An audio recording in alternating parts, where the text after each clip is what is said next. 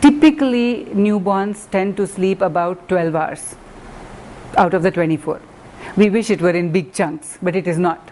But average newborn will sleep about half the day and be awake half the day, but typically it's for a few minutes or maybe in half an hour or an hour at a time. There is 10% of that time which is spent in what we call as kind of active alert phase, where they're not moving, their eyes are moving, they are kind of learning, then they are observing and gathering from the environment around them. That's a great time to engage with your baby.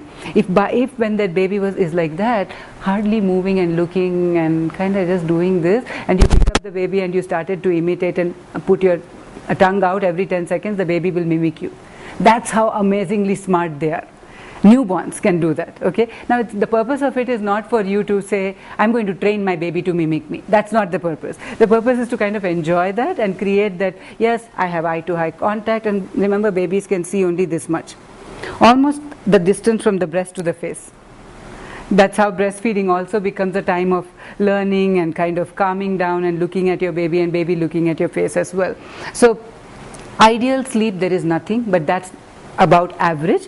The other part of it is some babies will sleep for slightly long periods of time at certain point during the day or night. Typically they will sleep a little bit more after a good massage and bath. This is known.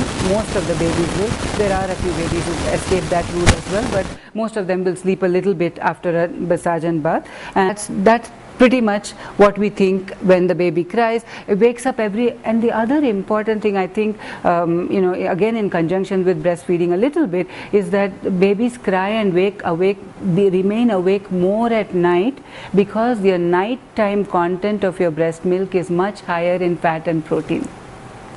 When they analyze it, they find that's much higher in fat and protein. And what does that do? That allows for better development for the baby, and it allows for better brain development of the baby. So biologically, genetically, we are wired that our babies will wake up at night. Now we want to have baby trainers and hire people and say, like, these are the things I need my baby to do, and optimally that's not the best case scenario.